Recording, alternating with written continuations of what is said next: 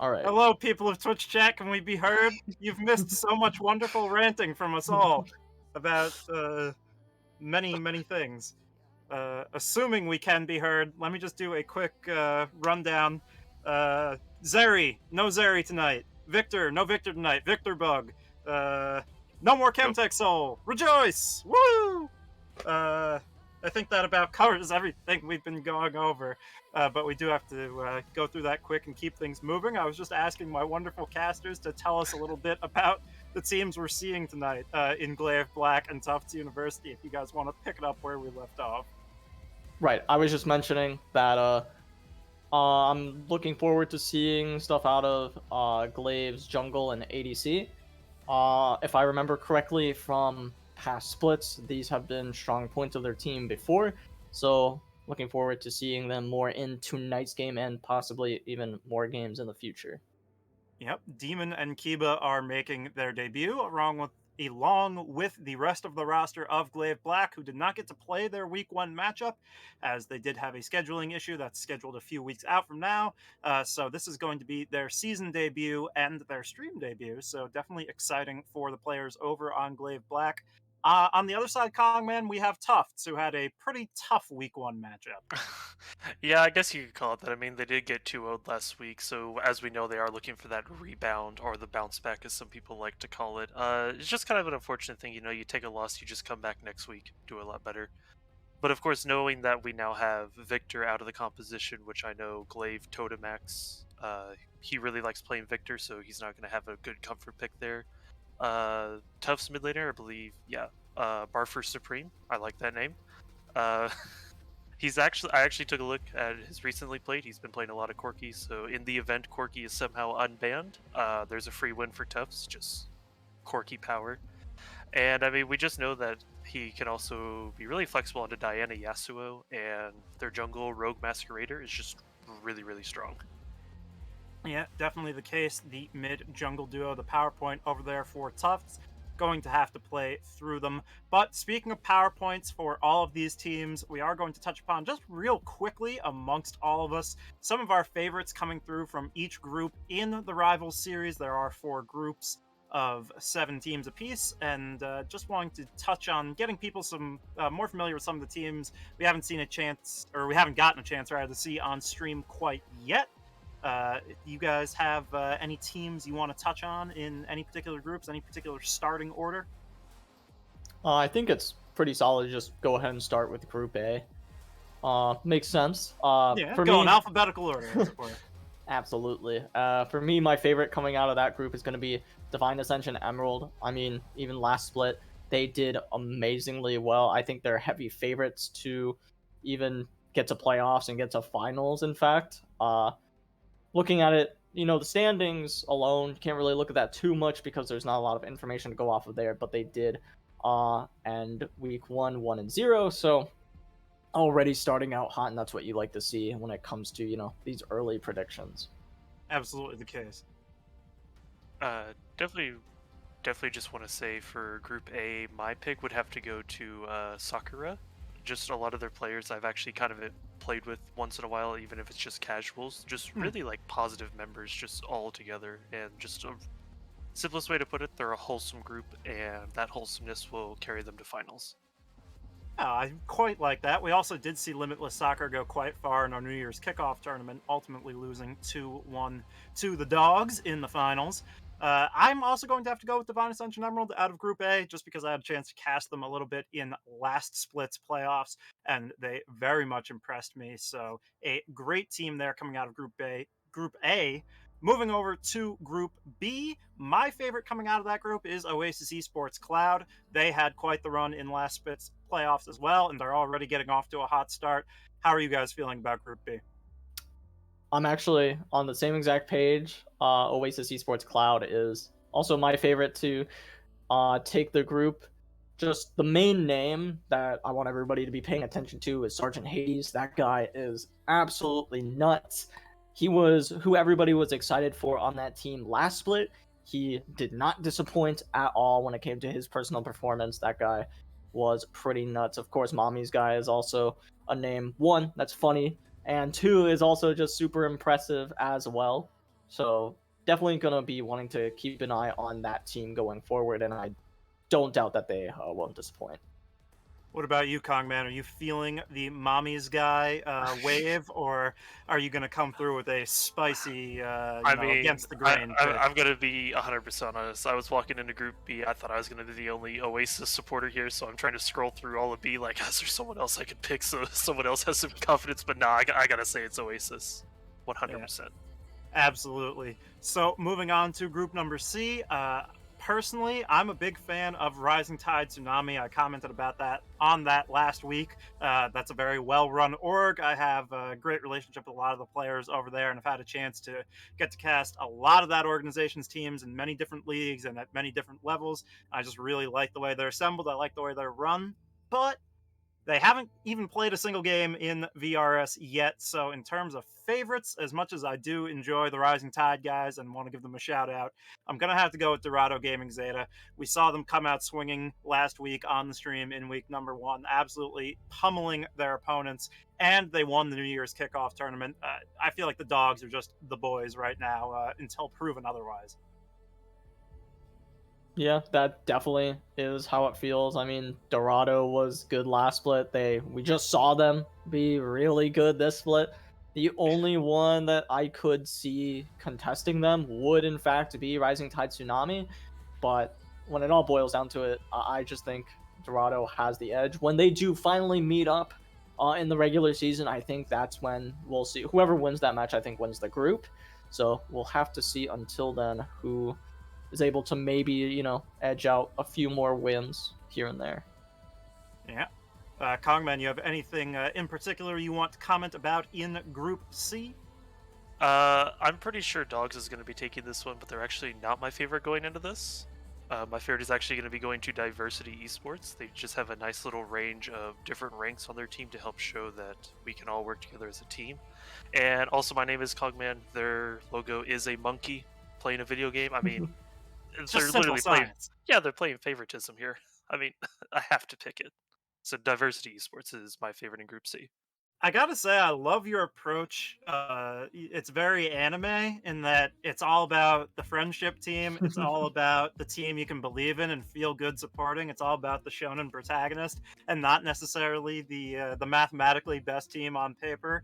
And yeah, I appreciate that. That's a very nice way of looking at the world. We can all learn a thing or two from Kongman about how to analyze League of Legends.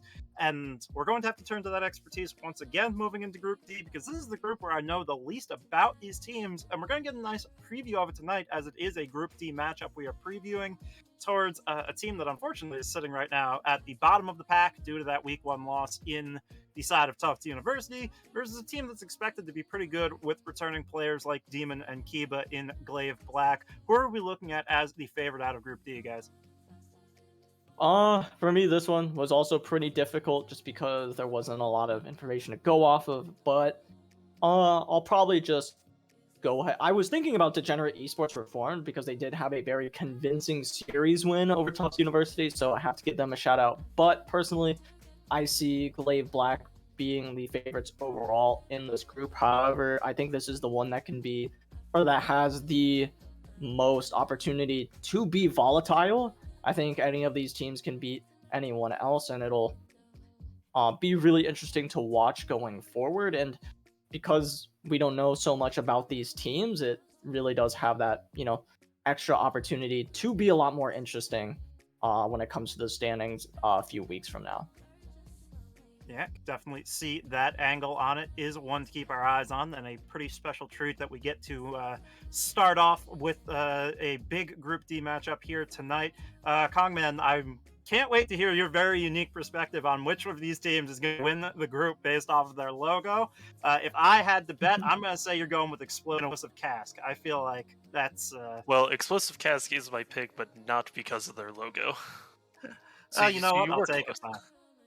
The reason I'm picking Explosive Cast is because I actually took a look at all of Group D with all of the rosters and everything, and Explosive Cask has some of the most weirdest picks, like, for their characters. Like, right now I'm looking at Ape on Red, their jungle player.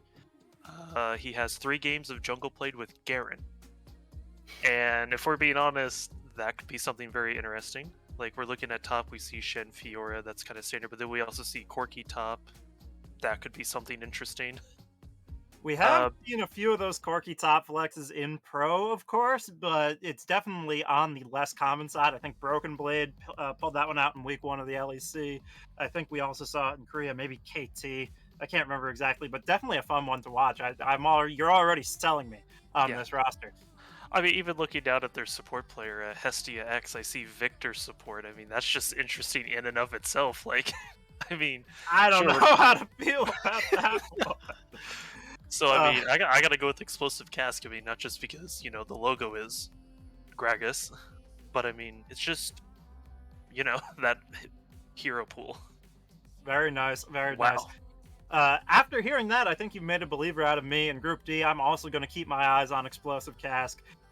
But that is about all the time we have for looking through the groups and talking about power rankings, because we do have to give a little bit of an intro on these teams. We have talked it over a little bit, but we're getting about ready to get into game shortly. So let's refocus more on the series at hand. Talk who we think is the favorite coming out here tonight, and just do a little bit more of an analysis of where each of these teams are coming from. Starting, of course, with Tufts, because we have more data to go off of in week number 1. Oh yeah, definitely just looking at Tufts, like how I stated earlier. I don't know if we were muted during that weird time period or not, but they did get 2-0'd last week. It's very unfortunate, so of course they are looking for that big bounce back, the potential to get their season with second week with a win, so they'd be going 1-1, which is still a good start to the season. Looking at Tufts into Glaive, like I said, they're really going to be focusing on running jungle mid. Those are their 2 big primary targets, and of course they know Glaive is going to be big with ADC support, that entire bot lane. Thinking about this, because you have the jungler who's going to be everywhere rather than just focusing bot lane, I think Tufts could potentially pull this one out. Yeah, a nice endorsement of Tufts. Moving over to Glaive Black, and again, it's a little bit fuzzy on what we've already touched on, what we haven't, because there was that period of time where we're having a little bit of technical difficulty. But Shogun, if there's just any comments you want to make on the side of Glaive Black and what we can expect from them, it's obviously a little bit harder because, as I think we mentioned earlier, they didn't actually get to play their week 1 matchup yet, so they have a little bit of a surprise factor, a little bit of aura and mystique coming in to what is effectively their week number 1 matchup here. Do we have Shogun? There we go. Oh. Sorry about that. Another difficulty. I was coughing a little bit earlier. Didn't want that to come across. But anyway, talking about Glaive's bot lane again, I already touched on this a little bit, but I haven't really gone in depth of what Kiba's been doing this season. And something to point out is he's playing a lot of Caitlyn recently, which isn't something that I really played last season. So he is trying to broaden those horizons. He played the Caitlyn a little bit, but he's trying to make sure that it's up to date now so that he can adapt to the meta, and I think that's something really important to look in. And he can still play some of those scaling champions that he's played before. He can still bring out the Kai'Sa, the Ezreal, if the situation calls for it, or even the Jinx if it's left up, but I don't really think that's an ADC that anybody should be leaving up in this meta, so excited to see what he can do on the Caitlyn if it's given to him, or any of the other champions that he has in his arsenal. Yeah, absolutely. The case is so important to be on that long-range AD carry, hyper carry meta that we are in with the Jinx, the Caitlyn, the AFO, and the Jhin, I guess you could say, rounds out that quartet. But let's codify some of this analysis now about these 2 individual teams, more specifically into predictions. What do you guys got for me? Who's taking it home tonight? Shogun, if you want to start off. Yeah, I think it's going to be 2-1 for the side of Glaive Esports Black. I don't see... I can see Tufts taking a game off of them, but I think if they do, Glaive has the ability to bounce back, adapt a little bit more, and should be able to, whether it be the first one that they drop, just go ahead and 2-0 from there, or, you know, drop a game in the middle, be able to bounce back right after that one. So that's going to be my prediction. I think 2-1 is pretty safe assumption there. Absolutely, absolutely. I'm on the same boat as you. I'm Glaive Black all the way. But if chat disagrees, I do believe we have a poll going for series score right now, or at least it will be coming in just a second here, that you can countermand us and then make fun of us if we're all wrong. But I'm going 2-1, or even maybe even more likely 2-0. Glaive Black. I think they're just the stronger team coming out tonight. Although I'm hoping for a nice 3-game series. I'm hoping Tufts pulls out the upset. Kongman, I think I know which way you're leaning, but why don't you go ahead and hit us with that spicy prediction tech of yours, your very special way of viewing predictions in the game, and let us know which way you think the wind's blowing. I mean, unfortunately, like last week where we all picked Dorado, I'm going to have to be going the opposite direction of both of you and picking Tufts on this one. I do think it is going to be a 3-game series like we are hoping it would be instead of a quick 2-0 victory. So I do believe it's going to be Tufts 2-1. The jungle mid lane is just really, really good in this meta right now. We do know that ADC is super oppressive though. So as long as the jungler can help keep their ADC alive and help farm the bot lane, it's going to go the way of Tufts pretty easily. Right. I like to get a little bit of that conflict, like to get a little bit of that contrast. Unfortunately, I don't think we have the series preview poll out just yet. But oh, actually, here it is. It's coming. It's a going. It's in the chat for you all to vote on, and democratically decide which of us is really smart and which of us knows absolutely nothing about this game. So have fun with that condemnation of us all. But yeah, it should just be a really good series all around. Going to be interesting to focus on these individual PowerPoints that you guys mentioned, specifically the bot lane for Glaive and the mid jungle duo for the side of Tufts. Any sort of predictions on what we should be expecting in the draft for Game 1 here, especially with the Victor taken away? Any adaptations you'd like to see, or ways of making sure each of these teams is playing to their strengths? I think we're going to see a Corki ban. Yep. I was going to say something very similar. I thought a Corki ban was pretty standard, especially with the Victor being disabled. I think Jinx being banned away would be smart. I think Red Side has to ban Jinx in a situation, or you could make Blue Side pick between one of those two. So you leave Corki and Jinx up, and you take whichever one is left up. So I think that's also a decent strategy coming into this one. But I think, getting rid of both of those might be a solid option as well.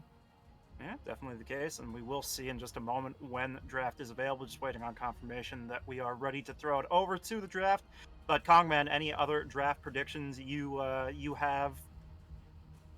I mean, like I said, we do know that Tufts University, their mid laner, really likes to play Diana Yasuo, so I do believe we might be seeing one of those, unless Glaive is just going to auto-ban Corki, Diana, Yasuo, and just totally lock out the mid laner, which could happen, but then that's just going to give more opportunities to everyone else. And then we do also know that Rogue Miscreator, their jungler, is a really big Viego player, so if he's given Viego, it might just be fun for him. Yeah, Viego definitely one that can have big impact. As a multi-role flex, we don't really see as much anymore, but out of the jungle for sure, in the hands of Rogue Masquerader. But definitely going to be an interesting one to see. As I'm just waiting to see if we have draft ready. I haven't seen them start it yet. All right, we are still waiting a few minutes here on draft. Sorry for the delay, folks. I guess while we have the extra time to waste, though, how's 12-2 been treating you guys individually? Have you found any spicy picks that you're hoping people will be picking up here tonight? Personally, I'm a big fan of the Glacial Augment Janna. Not so much the Smite Janna top, but... I mean, I've always been a big fan of my little spicy jungle pick, and for all of my friends from the Cloud9 training grounds that are here watching me, you all know it, true, tried and well, it's my favorite Urgot jungle. It's just so good. Okay. I just slowly walk at you, press my E, flip you over into my jungle. Suddenly we have the advantage because you're out of position. Throw an R, you're dead. And I remember you mentioning this last week, and I had actually tried that in solo queue recently, and our bot laner gave us first blood and rage quit, so I wound up going like 1-4 because we just had to FF by like 10 minutes. So I blame you personally. You put that curse on on my solo queue game, and I will never forgive you. But Shogun, you doing anything spicy in solo queue recently? You got any Smite Janatops with Glacial Augment or anything like that? No, I just run Lulu if my ADC runs Jinx or Vayne and I win the game in a very vanilla, easy way. Or if I need to win the lane myself, need to beat Thanos and grab the Infinity Gauntlet, I'll just play like Leona, I'll play Alistar, Thresh, something like that, something that can, put the ADC on my back and carry the game. That's all I do. I don't do anything fancy. I don't do anything crazy. Uh, the most I would do is maybe like, mess around, play a Zeri game, ADC. Oh, my bad. I did do something a little weird. I've been playing with my duo. We did Senna Veigar bot lane, or I was farming as Veigar. That was fun. That was good. It that is sounds very annoying amazing. to I do. hate to cut you off, but we are ready to throw it over to draft. I do like the Son of Vagar, though. I've played that one before. We'll see if either of our teams here tonight is feeling inspired with that buffed up Senna here on 12-2. But we are ready for draft. I'm ready to leave it in your capable hands, my wonderful casters. I will see everybody after the game, and I hope it is a banger to kick off this series here in week 2. Alrighty, thank you so much. As we are getting into draft, I already see some things that I don't quite agree with from Tufts, but we'll get into that a little later, as we do have Glaive banning away the Gwen and also the Kindred, and Tufts banning away the Evelynn and the Caitlyn. The Caitlyn ban is the one that I'm not so sure about.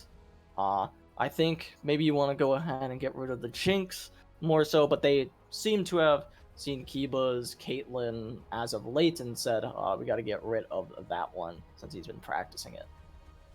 Yeah, it's definitely going to be interesting to see. Well, there's the quirky ban we were talking about, so unfortunately now this is going to give Glaive the opportunity to potentially first pick the Jinx, which if they don't, then I guess there's something that I've missed about this new patch. Okay, I guess I've missed something about this patch, because Jinx is wide open for the taking, and we're floating a Jhin. I think the thing about it wouldn't so much be something we're missing, or well, it is something we're missing. Maybe it's that Kiba can't play Jinx, which is really weird, because I feel like if you're an ADC in the meta right now, you have to be able to play Jinx, right? If you want to stay competitive. But maybe they're able to play into the Jinx well. If there's anyone that's going to be able to try to match that wave clear, Jin's one of them. His wave clear is decent. It's not going to be as good as a Jinx with a couple items, and Hecarim into Jhin is kind of scary for Jhin unless you pair him up with like a Nautilus in the bot lane. I think Nautilus is actually one of the better counters to Hecarim when you are playing bot lane, just because that Q from Nautilus does stop Hecarim from being able to use his E effectively. So there's that at least, and they go ahead and lock in Yasuo as well. So not letting that Diana ban dissuade them. This is fun. This is a fun draft. Yeah, so there's the jungle mid that they're going to be focusing through, and now we're going to see Glaives probably pick up their support here, because as we know, their bot lane is really good. Which of course is going to give Tufts the option to either pick the ADC support or actually blind pick a top lane, which will be interesting. I think Vex is a pretty solid pick into the Yasuo, someone who counters dashes specifically into someone who does a good bit of dashing.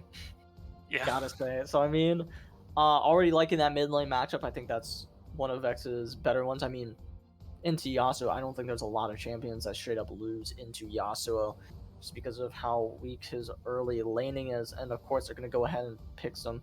Thought they were going to pick some more early game prowess in the Xin Zhao, but it looks like they want to go ahead and have some more engaged, someone who's a little bit more tanky, so they go ahead and pick up that Jarvan. Also, does slightly doesn't quite counter Yasuo the way you want it to. Does hurt Hecarim a good bit though, forcing him to ult out of it if he wants to get out, or flash, depending on what he takes, though I doubt he ends up taking flash this game. Usually they take Ghost Smite, if I'm not mistaken.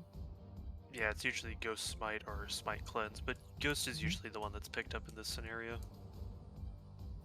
For sure, as Rel is going to be locked in, giving Glaive the opportunity to go ahead and just say, we're going to get rid of Jinx. Rel doesn't necessarily pair up badly with Jinx, but isn't who you would normally want to pick. usually you'd want to pick someone who protects her a little bit better, whether it be in the style of a Lulu or the style of a Braum. They go ahead and get rid of Soraka. I imagine GLV want to get rid of ADCs that pair up with Rel, with Rel, whether that be the Jinx, whether that be something like Samira. Samira is actually a really good pick with the Yasuo Hecarim, but they end up getting rid of Veigar, who I imagine they think would be slotting into the ADC role, so that's an interesting ban there. I mean, I have seen Veigar top a few times, so Okay. maybe they are kind of scared of a top Veigar, because that is kind of scary to think about. The one-shotting tank, Veigar. Yeah, I've heard legends of the tank Veigar. He is it's pretty gross being able to scale infinitely, and of course, dealing that damage while being unkillable is not fun to deal with. I mean, you already deal with something like a full AP Cho'Gath. It's very similar, right? Just scales infinitely with that HP, and it's a little scary. I don't know about infinitely, but he does scale a good bit with that one. As they get rid of the Malphite, don't want a free pairing, free wombo combo with the Yasuo, just making sure that's off the table. However, I mean, Orianna's still up if they wanted to slot the Yasuo somewhere else, like ADC or top. I doubt they end up doing that. And in fact, they go ahead and lock in Ezreal, someone who can play a little bit far back, which is a little weird because you want someone who can get in there with the rest of your team if you're going Yasuo or Rel Hecarim. Yeah, it's kind of weird that we're not seeing a Jinx picked or banned here at all, so this is kind of making... Definitely what it's keen, you know, as casters look a little bad with our knowledge of the game. Hey, that's not our fault. They just didn't want to play Jinx, which is still, I think is still ridiculous. I think Jinx instead of Jhin is so much better here for what your comp is going for. I mean, just imagine Jinx instead of Jhin, and tell me that's worse in this situation. So looking at the bot lane matchup here, since you're more of a bot lane player and I'm more of a jungle player, how do you feel about Ezreal Rel into the Jhin with supporting Vex or Galio? I'm not quite sure about that one. It could even be set supporting. Doubt it. Doubt it's going to be set support. Imagine that's just going to be top. I wasn't even thinking about that, which is just really strange. I feel like if you're going to pair them up, you probably want Jhin Galio just because you want Vex to be the one dealing with Yasuo. I could be completely off base, but I feel like Galio is one of the champions that doesn't get as much value out of facing Yasuo. It's because he is anti-magic damage. So it's okay, so Aatrox is the answer to set, the counter pick into set. I don't know if Aatrox is a counter pick to set. I'm being told no. That's what I would have imagined too. So I dabble in the top lane a little bit whenever I have to autofill and I don't get jungle. Normally Aatrox loses this matchup unless Set is just playing way too aggressive, and then Aatrox can just chain him into the tower. But other than that, you're not seeing much out of Aatrox in this matchup. Yeah, I feel like he kind of just gets a little dumpstered, but I mean, we'll have to see how that one pans out. Once again, looking back at the draft, I don't think it's too much of a blunder from GLV's part. The only thing that, of course, I'm going to harp on is the fact that I want Jinx here. I think Jinx is so strong right now. Like, I feel like I'm not the only one who thinks that, though. I feel like that's just a pretty common thought process to have, is that Jinx is going to be strong, and you can blind pick that. If your idea is you don't want to be bullied by something like a Hecarim, well, you already picked Jhin, so you also didn't know that was coming. Jhin is one of the most unsafe ADCs to play. Yeah, he's got some power, which is what makes him a little bit safer, and eventually he does get that speed after each auto attack. That makes him really annoying to deal with, but until then, he is so abusable down in the bot lane in the early stages of the game that I am pretty afraid of the Jhin's well-being.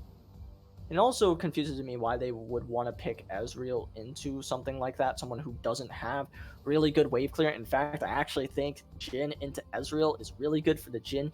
Yes, Ezreal can poke down the Jhin, but you shouldn't be letting yourself get poked out buy an Ezreal if you're playing the Jhin. I feel like that is something that should never happen. And as long as you don't let the Ezreal abuse you too much, you easily have the push on him. So objective control is pretty solid for the Jhin and whoever he brings with him into the bot lane, which, as we touched on, probably Galio. That is going to be Vex. So I mean, I could see it being Vex because doesn't Rel's transformation count as a ability that she can stun? Maybe the Arcane Shift as well. I just think that Vex into Yasuo is not only just winnable for Vex, I think it's heavily favored in that situation. So I don't know. It'll be. I mean, we are also talking about Barfur Supreme on the Yasuo, which is one of his, actually one of his most played for the mid lane, and it does also state that he can also do ADC Yasuo. So we might see him shift into a bot lane option. It's true. I think they're allowed to lane swap like that. I don't know if they're quite allowed to do so. I know the ruling's a little weird on that one. If it's like for specifically a better matchup, so like mid and tops are pretty okay to swap. But if you're like going into the game with the intent of lining up in the wrong order, it's not okay. So maybe this would fall under the idea of you're allowed to go ahead and take that Yasuo into the ADC position. Again, not entirely sure though. So we're about to see right now, depending on who 2 to max goes ahead and locks in here, that'll show us, and it is the Vex. So they are taking the Vex into the Yasuo, which I think is the correct option. Vex does have a solid amount of kill pressure there. The only thing you got to make sure you do is not have your ult get windwalled by Yasuo. That shouldn't happen either if you get the fear off first, or if you bait out the windwall from Yasuo, and after that I think Vex just has a field day in this lane. So excited to see how that mid lane matchup ends up going.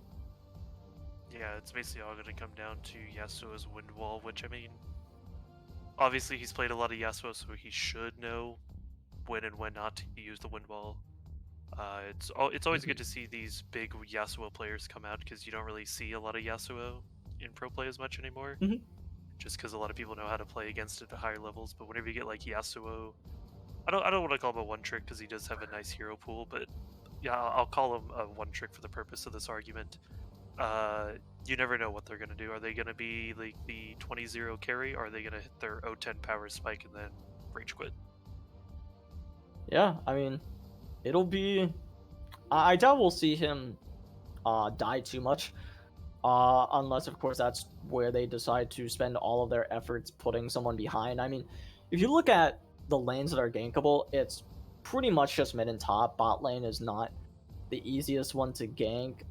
If you are going to gank bot, you're going to want to try to dive the Ezreal, force him under tower, and make him choose between staying under the tower and leaving.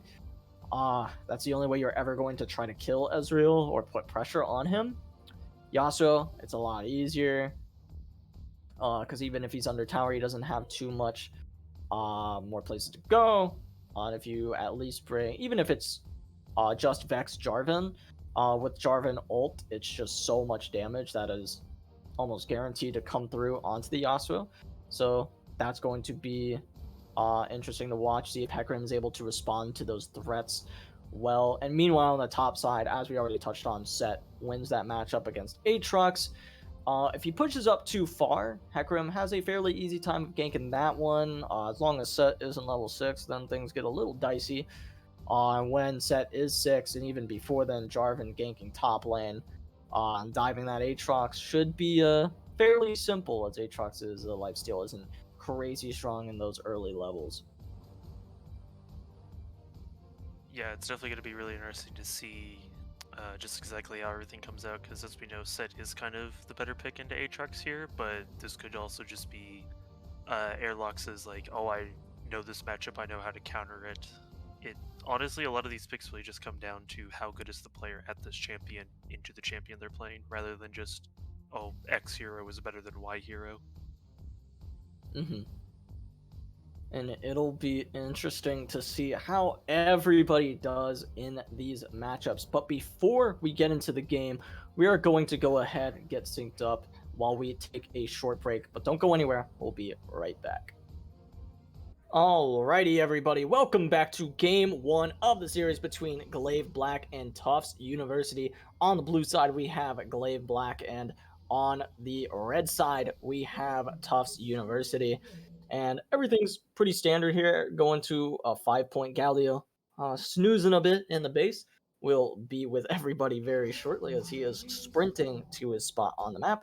He's actually, I think, avoiding that spot in case they invaded from it. So he's not quite a 5-point, kind of a scuff 4-point, but that is okay. Nothing will be for the worse off here, as no one really invades through that canal to begin with, so that is fine. Yeah, 5 points are always fun to watch. You just always get to see everyone just kind of stare at each other, kind of like size each other up, kind of just have fun with it. We do see the Jarvan floating mid, not trying to give away any information as to where he's starting, because I know Jarvan's pretty good at starting both red and blue. It's just more of where he wants to route. So really good on the side of GLV to not reveal any information. Unfortunately, Tufts did reveal that Hakram is starting on red, but it appears he's actually debated them and he's running blue. So it looks like we're going to be seeing a jungle race to the top side. Does in fact seem to be the case, as I am not a huge fan of the Hecarim starting bot side. I think he should start top side and play for his bot lane, because Ezreal is 100% your win condition in this one.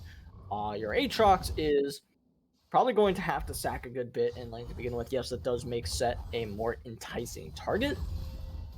But I also think that Jhin should have the push in bot lane. Maybe I'll be wrong, but you also got to expect Hecarim. You're going to run into Jarvan and Set, and I don't think Hecarim Aatrox wins the 2v2 matchup against Set and Jarvan, but I might be wrong, and things might go terribly wrong for the Set Jarvan in the top lane. We'll have to see how that ends up going, but so far looking pretty good for Set, as he is just wailing on Aatrox. Yeah, it's kind of unfortunate for Aatrox. I do want to point out that if we kind of look at GLV's team, whenever Aatrox does get to that late game, I mean, they have stuns, they have plenty of the CC, but they don't really have a lot of damage. So I do believe sending Hecarim to the top side to maybe try and get Aatrox ahead and try and get him to, I guess, push his late game into a mid-game scenario is really going to be beneficial to Tufts. For sure. And speaking of these top lane ganks, here comes Jarvan, who skipped his blue buff. Let's go ahead and get this early gank off. Meanwhile, Yasuo trying to trade back against this Vex. Vex already doing a good job for herself as the Ignite is ticking down. The flash comes out, but there's an auto, and Vex gets first blood in the mid lane as Yasuo gets way too greedy, way too overconfident in the mid lane. And that's what I was talking about, right, when I said that Vex definitely wins that mid lane matchup. Yeah, here we are going to be seeing the 2v2 top brawl that we were discussing earlier. Yep, it's not over as, Demon's gonna take down the Ghost Horse, as now Aatrox has to run away from this one, and he might be able to get away the flag, but no drag. Will Set be able to collect this one for himself? No, he will not, but that is still a dub for the jungle and top laner of GLV. The action's not over, as the Rel will go ahead and get taunted up, as that should be it for now, but as we saw on the top side, that's what I was talking about, right? With that said, Jarvan combo, it was just too powerful for the Aatrox Hecarim to deal with. Yeah, and we're only 4 minutes in, and Aatrox already having to burn his teleport so he can get back to lane faster, because he's already down 10 CS, and you know he's going to be doing his best to catch up. Yeah, and it's going to be rough to do so. Meanwhile, Hecarim, who died, is now farming his bot side just in time to see Jarvan here as well. So if Jarvan goes for this play, he's got to expect that Hecarim would be here as well, which means they might not end up going for this. I doubt they can. The wave is pushing in the wrong direction, so Jarvan's probably just wasting a little bit of time, maybe just hovering them for the counter gank, if anything, but I doubt that's going to be a factor here. Maybe playing for the dragon instead is their plan. Yeah, because we do know that dragon is going to be up in just about 20 seconds, so probably just floating the river, get the river control, and make sure Hecarim doesn't try and do some kind of sneaky dragon steal to help push him back into the lead. Speaking of the Hecarim, though, he is running to the top side, might even get seen on that ward, and if he is, it means that the Jhin and the Galio can play even more aggressive than they're already playing, which is Not exactly fun for this Rel Ezreal combo, who are farming decently. They're farming well. In fact, Ezreal's actually farming better than the Jhin as of right now, so got that under the tower CSing on lock. Meanwhile, on the top side, it's a little bit of a trade, but it's not going to mean too much. Camera diverting means there's nothing really cool to watch up there, unfortunately. Maybe now is the time, as we do see the Set taking a little bit more damage than they probably wants to, but that third Q missing its mark means that Set gets to take a better trade and is wailing as Ezreal has left, so we're going to see a pause come through. So a little bit anticlimactic there, but so far so good for GLV. Yeah, it's only 5:40 into the game. Apparently, we are receiving word from that ADC was lagging. It is actually who's it? That is Tufts ADC. So that is the Ezreal who is apparently having a bit of internet connections. He did disconnect. Hopefully he'll be able to get back in here pretty quickly. But yeah, with only 5 minutes 40 seconds, with GLV up 2-0, they do only have a 1k gold lead. But I mean, this is still anyone's game at the moment. I mean, I know I'm kind of biased to Tufts right now because I did predict them 2-1. But yeah, I still believe Tufts actually has a chance to come back in this. I'm not quite selling them out just yet. Yeah, for sure. Definitely can't count them out yet, as Ezreal is still doing decently. Him DCing might be a little bit of a downer.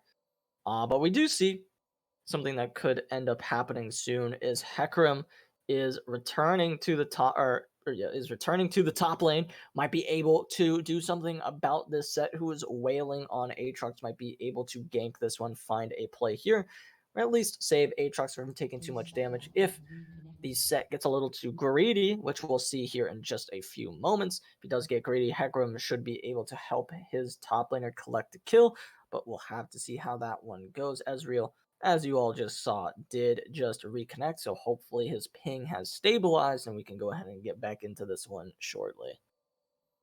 Yeah, it is.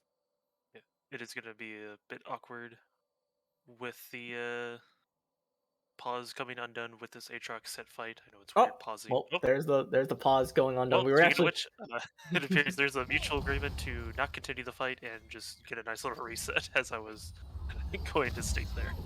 right. We were about to have to send it to break. In fact, we probably should have done that a little bit sooner, just because the 3-minute delay rules stated that it should be sent to break, but we didn't quite hit that mark. What we are seeing is the classic client freeze. Whenever there is a pause, the client just stops working for a few seconds, and there we go, already all better. As now Hecarim has based. Set is level 6. Does not know where the Hecarim is, I believe, so might not want to go in for this play. Might not be feeling this one. Might be too worried about the Hecarim ganking him still. But with 6, I feel like it's a little bit easier to go for this one. Yeah, definitely just kind of taking a quick look at items. We do see that Jarvan is kind of having a bit of an item advantage, but then we do also look down into the bot lane. A little bit of a client freeze there.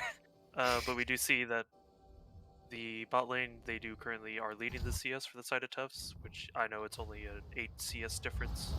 Here But, comes I mean, Hecarim into the mid lane, onto the Vex, as they are trying to make this play happen, but Jarvan is here for the answer. Hecarim already getting so low, will go down as now Yasuo trying to find the play. Will he be able to find the damage? Yes, he will. He will also be able to find that knock-up onto the Jarvan. Now he's trying to run away, trying to get another knock-up. Will he be able to find it, though? Level 4, Jarvan is outplayed by the Yasuo. A double kill for Tufts University, as they end up coming out on top in that trade in the mid lane. Yeah, this is exactly what I was talking about earlier. It's literally just a matter of how well does the player know his counter pick. The fact that Yasuo was able to play that well into that, I mean, sure, you had to sacrifice your Hecarim, but it gave your mid laner a good 2-kill lead, so now he is tied up with the Vex and he is getting the CS lead, which is exactly what Tufts is looking for since they love to play through their jungle and their mid laner. Yeah, absolutely. And we'll see how they end up doing going forward with that lead. See Ezreal and Rel surviving down in the bot lane, doing what they can. As everyone just goes back to farming for now, as the gold lead has pretty much stabilized. doubt we'll see anything too crazy in the meantime. Maybe around this dragon fight, there is a lot of vision control for the side of Tufts University. They can keep that. Then it could get dangerous for Glaive Black to go ahead and operate. But maybe a roam from the Galio will spot out that control ward, though. We'll spot him. So he'll have to return to the bot lane before things get a little too dicey. Make sure he gets the XP for this wave. Don't want to miss out on too much of that. Yeah, there's the wind wall I was talking about, where Yasuo just has to know when and where to wind wall. That was a perfectly timed wind wall. And just really good on the side of Yasuo. He is currently down in CS, but that's just the power of Vex versus Yasuo. You'll always be a little bit behind in CS in that matchup. For sure, as now we see them kind of return to their natural state. As Set tries to go for that play, gets the flash out of the Aatrox. That's gonna be all that he can do, as Aatrox is able to get away from that one. Did have to burn his flash, but will be just fine for now. Yeah, we are actually going to see Tufts getting the first dragon. Oh no, sorry, that's not Tufts, that is Glaive. My apologies. Glaive's actually going to get the first dragon. It is Cloud. Next dragon is going to be Infernal, so it will be interesting to see how these teams are going to be playing around the Infernal dragon. For sure, as we see Jin just go ahead, push this under the tower. So the Ezreal and the Rel are forced to farm, or the Ezreal rather, forced to farm under the tower once again. Trying to collect this plate money as well. There it is. They get that one, easy peasy. Can go ahead and get some damage down onto the Ezreal Rel. Never is Ezreal Rel ever going to be able to kill this bot lane. Meanwhile, Hecarim snuck away that Rift Herald pretty easily. I was talking about this bot lane. I actually think Rel needs to be doing a little hold on just a second, as meanwhile in the top lane, Aatrox is getting a nice trade for himself down onto the set. That'll be all she wrote for now. But as I was saying about the Rel, I think she just needs to be doing a little bit more in this situation. You have an Ezreal, he is going to be just fine by himself. Could look for pretty simple roams to the mid lane. Even top lane roam would be doable because of how safe Ezreal is, and it's just a little disappointing that we haven't seen Rel move around the map yet. Yeah, I do think it's just one of those, maybe the Ezreal might be afraid of another disconnection, so would rather just make sure that his teammate is with him in the event he does, because I do know there's always that slight delay of a disconnect where the game doesn't register you've disconnected, and you just kind of stand there momentarily. For sure, and it is very easy to take advantage of something like that, which is unfortunate. But hopefully it would be recognized, and for the sake of competitive integrity, would not be taken advantage of immediately. But we'll have to see if that is even a problem going forward. Set fighting the Aatrox still finding these pretty solid trades, but because of Set's passive, it's just easy for him to go ahead and heal most of that up, as Aatrox just uses third Q, but Set will not act on that for now. Meanwhile, we see Galio going in for the play, trying to find the taunt. There it is, onto the Rel. Rel is rooted up, is taken very low, and will be taken down by the Galio in the bot lane, as Rel just oversteps her boundaries just a tad too much there in the bot lane. Again, they did also do a really good job getting the flash out of the Rel. Now, Rel does have the Hex Flash, which is basically Flash, but worse. Well, there's an Ezreal ult that almost took out a Set. That would have been interesting to see. But now we are seeing Aatrox starting to come back, and there is that Hecarim looking for the gank here. Yeah, they are setting up this dive. The Aatrox does end up ulting. Set trying to find the ultimate himself. Does have that E available as well. Uses it on the Hecarim. Turret has slain Aatrox. It's going to be an execute. Will the Hecarim go down as well? Does not look like it. So it ends up being a botch dive. Aatrox will lose some experience from that one. Not as bad as it could have been because he does not die, but Hecarim's in a bad spot, does have that empowered recall, gets hit by the Vex ultimate, takes a tower shot, is ignited, and will fall to the Vex. Meanwhile, Jin all alone in the bot side means he has to run away. Doesn't even have to use his flash, sidesteps the Rel, and they are just fine in the bot lane.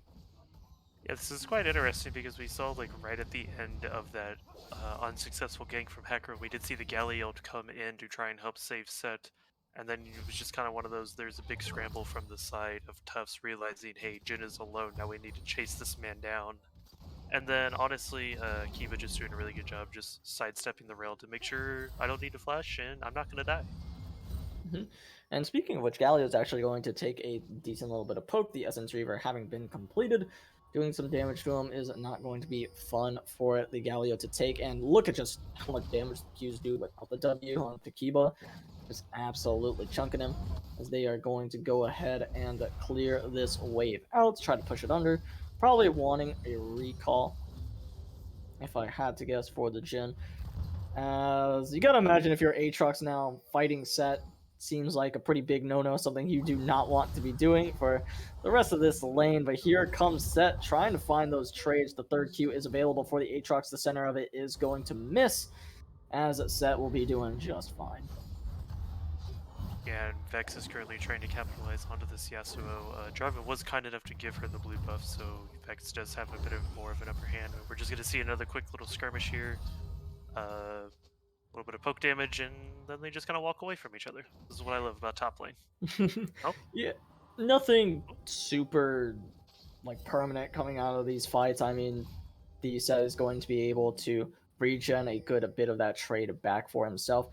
More importantly, is going to be this dragon, as they have first walk here for Tufts University. Yasuo is on the way as well, as the Hecarim's going in, trying to find the play onto the Vex, but Vex uses that fear, get herself some space as much as she can, as the Yasuo trying to get out of there, hasn't used his ult yet, I believe, as now Jhin gonna fourth shot him, not gonna be able to quite find the kill. Meanwhile, on the other side of the fight, Vex finds a double kill for herself. Yasuo getting very low, uses the wind wall. Will he be able to survive? No, he won't. Kiba goes ahead and collects that one for himself as well. Aatrox is here, gonna be knocked up and taken down by the Vex, who ends up getting 3 kills in that fight. Ezreal, the last member alive for his team. The curtain call has dropped. Will it be enough? Will any of these shots find their mark? Only 2 end up doing so. As a result, Set does not feel comfortable chasing that one down. Ezreal pushing back up, trying to get some poke damage in, will not be able to do so, as Jarvan takes the dragon, and all of a sudden GLV take a commanding lead in this game. Yeah, that was a good 4-0 trade on the side of GLV, just absolutely decimating the side of Tufts, which, you know, as the joke was made earlier in this broadcast, it's a little tough for them, especially being down 3k gold at the moment and down 6 kills. We don't want to fully count them out. We do see the Mountain Soul, which, looking at the side of Tufts, this is actually the soul they're gonna want to get, because it's going to be super beneficial to their team composition. Yep, for sure. Yasuo being alone in the bot lane, trying to find a play onto this one, but I don't think they'll be able to do so. Yes, they do have those upgraded teleports from the side of the Set if they wanted to go for this, which could get a little dicey for this Yasuo if he intends to say the tower is ticking down. There it goes, but they don't feel comfortable fighting this one. Bet you Jhin is sitting on a good bit of gold. Not entirely sure, though. He will recall now, so we'll see exactly what he's able to purchase. Meanwhile, on the top side, things are going back to exactly the way they were. Meanwhile, Jhin already building that last Whisper. You love to see it. Does not have that anti-heal, which he probably doesn't think is important yet. But the fact that we're not seeing it on anybody yet is a little scary, because Aatrox will eventually be threatening with that. And of course, the Immortal Shield, though, from Yasuo is going to be annoying to deal with no anti-heal. So looking forward to these players building that item, as meanwhile Vex does dodge most of this damage incoming, but Galio gets a nice taunt off, and this is going to be so much AoE damage coming forward, but not before Vex can fall. As, oh no, Vex is not the one who ends up falling. She is still alive and well. She's going on trying to find the play. The Galio was the one who ended up dying in that one. Vex goes back in, has the ult reset, hits the Ezreal. Oh, not quite, as Ezreal is just barely going to be able to flash away from that one, as Vex is slowly but surely taking over this game. Yeah, Vex has just kind of run away with this one. As we did predict, Vex is really good into Yasuo. I did try to give Yasuo a little bit of a benefit of a doubt that he might know the matchup a bit better. But unfortunately, Vex is down 9-1 with a 700 bounty. Yeah, I think this is kind of over for the side of Tufts, but I still want to give a little bit of benefit of the doubt here. Yeah, for sure. It looks pretty dire. You are about 6k gold down in the situation. But Vex is killable. You can still get on top of her. She hasn't built her Zanyas yet, as long as she doesn't build that stopwatch soon.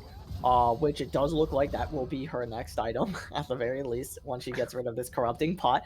or maybe she has enough item for Zhonya's. I bet you she has enough money for Zhonya's at this point. Yep, more than enough. Yep, As there there it it is. is. So now she's a good bit less killable. But if you are able to find that kill onto her, right, that's still 1,000 gold into the pockets of someone who desperately needs it, right? You could get that into the pockets of the Yasuo, the Ezreal. I feel like this game is, you could breathe some life into that one, get some of these objective bounties as well. But the introduction of objective bounties makes games that were not winnable before definitely at least a little more winnable. Yeah, and Hecarim does have the Chemtech mythic item, which, as we saw last week, was just super good and kind of a weird Galio gank there onto the Yeah, we'll Aatrox, just, but I'm you just know, he gonna. just Well, as it's a zoning gank. yeah, wasn't really trying to do too much with that. Aatrox knows that he can't really fight that 2v1. Heck, if Hecarim came up, I doubt they could 2v1 the set himself. So, yeah, not wanting to go for anything there. Can't blame them. However, as now Aatrox doing what he can to get some damage out on the set. Set doesn't like that very much. Is going to chunk that Aatrox pretty heavily. Meanwhile, Hecarim in the Dragon Pit in some danger. The Vex ultimate not going to land. They do manage to dodge away from that one, but that will be the Jarvan going down instead. C goes down. Meanwhile, the Rift Herald has been dropped in the top lane, as Set does not care about this tower at all. He wants Aatrox, as Aatrox is trying to find the outplay. Will he be able to do it? He goes ahead and ults, as Set will ult him back himself, uses the E as well. The W will do so much damage to this Aatrox. Ezreal is sending the ult his way. Will not find the Set, but with an ultimate down, numbers advantage may be exactly what they need in the situation, but the E finds the stun, and Set might find the outplay. The W will not kill the Aatrox. Meanwhile, it looks like Yasuo is getting caught out, as Set still finds the play in the top lane, as well was not enough to turn the tides, as Set is balling up here, just absolutely dunking on everybody. Will it be enough? I think Hecarim and Ezreal will be enough to take down this Juggernaut, as here they are. W will give him the shield to survive a little bit longer, but it's just not enough, as Hecarim is the one who's able to collect that one top lane. Yeah, that. I'm just gonna go ahead and say that was a fight. Oh, Bit yeah. of a weird, long, outstretched fight. Glad to see a 1-to-1 trade for the top laners, but kind of a weird way to trade about it. As we do see, Vex is just kind of chilling here, farming this tower damage. Now currently 11-1, was 9-1 last time we checked up on her. Yep. And there goes a bot tower for the Jhin. Yeah, Yeah, it is I really don't see Tufts coming back in this one. Let's be honest here. it's it is looking kind of doomed, but you always have to find the way. If you are tough, you gotta think, how do we win this game? And there is still a universe where that's possible. It does rely on a lot of misplays from the side of GLV. But the main one, of course, is still that Vex. Still has a bounty. It still exists. It's still there. Something I would have liked to see in that top lane fight was Hecarim letting that Ezreal get the kill. I don't think there was a way for Set to make it out of that one. I could be wrong. Yes, securing the kill is solid, but at this point in the game, I think you have to just funnel resources. I don't think 300 gold into Hecarim is nearly as good as that 300 gold would be for the Ezreal, especially since he is struggling to, find his footing in this one, struggling to match what this Jhin has. They're about the same items, which is important, but you want to be ahead of the curve if you're Ezreal. Uh, but it's just not the case in the game number one. Yeah, I mean, maybe this is Tufts' game plan. Maybe they want to throw the first game so that way GLV will go into the draft going, guys, we won game one by a steamroll. This is pretty easy, and then they're going to get their confidence up, and then Tufts is going to capitalize on it. I mean, that is the dream that I have right now since I did vote for Tufts. So come on, Tufts, I believe in you. But yeah, this game's kind of basically over, and I feel like GLV is just kind of playing with their food at this time. Yeah, Set, I believe. Oh, he didn't even TP for that. He just ran at him, and well, it did take a little bit of damage for his trouble, but will be just fine. Meanwhile, Yasuo trying to collect these waves, trying to farm up. Gotta remember that you do have this Yasuo on your team. It does scale incredibly well. So having that scaling on your side is very important. Hecarim trying to find a play with this Yasuo. Yasuo does get rooted up. They're not able to find the CC onto the Jhin, but Jhin is running away for his life, but he's just doing so much damage as the Hecarim will finally go down. Meanwhile, Yasuo trying to get away from this one, has to flash out of there. Vex has the flank, though, with the rest of her team, and will find the kill onto Aatrox. Yasuo has to run for the hills, gets the knockup. Is it going to be enough? The W does so much damage. That's not even the true damage, as Vex will take that kill down for the double kill for herself as they turn their sights onto Baron for the sides of Glaive Black. Yeah, seeing as Ezreal's the only one alive, I believe he might have his ultimate in time to potentially snipe. I highly doubt this snipe is actually going to go through. He's got to spam those Qs out, and it would be doable, but he's not around any enemies, so it's probably not going to happen. As Ezreal, don't go to the Baron. You're the only one in the entire game without a death, which is pretty impressive, if I do say so myself. I mean, he could still throw it from where he is. I mean, there's a chance to steal this. Oh, it actually did come up. Oh my god. Yeah, there's a chance here. Does he know that they're on Baron? Okay, well, now he mean, knows, but it's a little too late. Probably did know, but he wasn't feeling like he was going to be able to find the damage onto Baron, which is weird. I feel like you always should throw out the Hail Mary just in case. It's not a bad option considering how quickly you can get that ultimate back up. It's not like your ultimate is a make or break ability in team fights either. I feel like if you're missing that damage, you're probably not gonna be like maybe you miss out on a kill here and there, but I feel like Baron's a little bit more important at this point in the game than just a singular kill, unless that kill is on Vex. Yeah, and as we take a look at Vex once again, it's now 13 and 1, as from the 11 and 1 last time we checked. So next time we check in on Vex, I'm gonna guess she's gonna be 15 and 1. Beginning to sense a pattern here. Yeah, I could definitely see her becoming 15 and 1. That would be a scary world for the side of Tufts University to be living in, but a very realistic one in this situation, as now they are just using their Baron to siege all the objectives that they possibly can. Ezreal trying to land the abilities. Oh, and gets hit with the Vex ultimate and gets one shot by this Vex, erasing him and giving him his first death, but they go ahead and say that's the go button. Goodbye, Kiba, as Kiba says, no, goodbye to you. I'm going to use my curtain call now. Opens that up. Will he be able to find the damage? Yes, he will. He finds one kill on to the Hecarim. Meanwhile, in the top side, everything is going awry. Set and Jhin fighting against the Rel and Yasuo. Will they be able to find the win here? The knockup is not going to quite land. Neither will that tornado. Yasuo running away has some ease to work with, just isn't enough as Jarvan will take that one down. It's not Set, by the way. Set was in top side. That was Jarvan.